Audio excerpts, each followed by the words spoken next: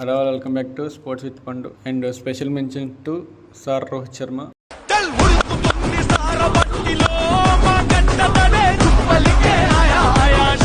మామూలుగా captain innings super అనిపించింది and నాకు మ్యాచ్ మజా వచ్చింది.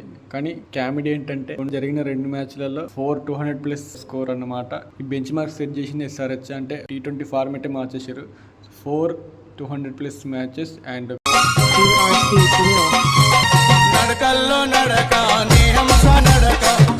ఇందులో కామన్ ఏంటంటే చేజింగ్ గెలవడం కాదు, బౌలింగ్ 4 టీంలకి వీక్ ఉందని అర్థమైంది నాకైతే.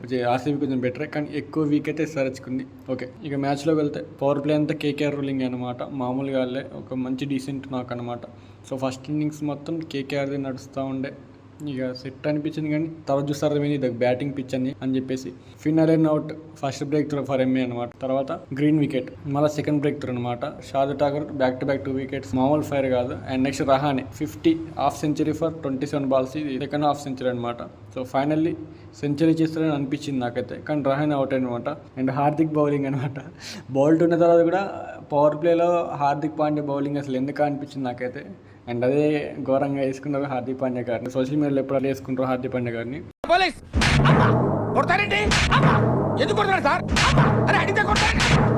రఘువంశీ 3rd హాఫ్ సెంచరీ అనమాట ఐపీఎల్లో, సూపర్ ఇన్నింగ్స్ అనమాట. అండ్ నెక్స్ట్ రఘువంశీ 50కి అవుట్ అనమాట. 50 అయిపోయినమాట, అబ్బో జ్యూస్ టైం అయిందని చెప్పేసి అవుట్ అయిపోయింది. 220 కేకేఆర్ టార్గెట్, 221 కేకేఆర్ బెస్ట్ మంచి ఇన్నింగ్స్ అనమాట. అండ్ ఒక ట్వీట్ కూడా వేసారు, హిస్టరీ క్రియేట్ చేసినాం కేకేఆర్ అఖండలో 220 కొట్టి హైయెస్ట్ హిస్టరీ క్రియేట్ చేసిన అని చెప్పి వేసారు. దానికి మళ్ళీ ఎంఐ కూడా మ్యాచ్ అయిపోయిన తర్వాత ఒక రిప్లై వేసారు, మ్యాచ్ రిప్లై అనమాట. ఇక 221 టార్గెట్, ఇంకా అట్లా సాగుతూ ఉంది. మజా వచ్చేసింది నాకైతే. ఇక బౌలింగ్ అయితే అర్థమైపోయింది, బౌలింగ్ తేడా ఉంది బ్యాటింగ్ పిచ్ అని చెప్పేసి. So sir Rohit Sharma banging KKR bowlers is absolute cinema. మామూలు కాదు, ఒక్కొక్క బౌలర్ కొడతా ఉంటే అసలు భలే అబ్సల్యూట్ సినిమా అనిపించింది. అసలు ఆ టెక్నిక్ కానీ వేరే లెవెల్ ఉండే.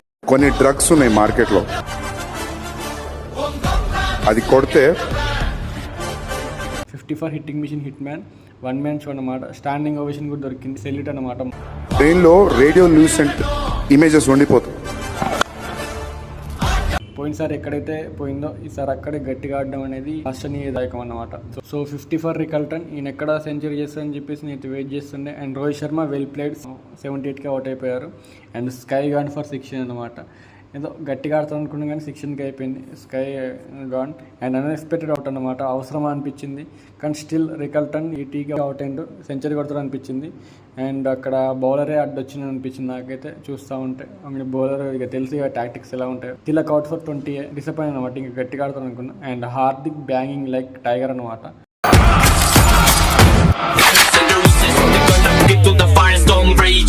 కొట్టిన కొన్ని బాల్స్ అయినా హార్దిక్ పాండ్యా గారి బ్యాటింగ్ అయితే నాకైతే భలే అనిపిస్తుంది.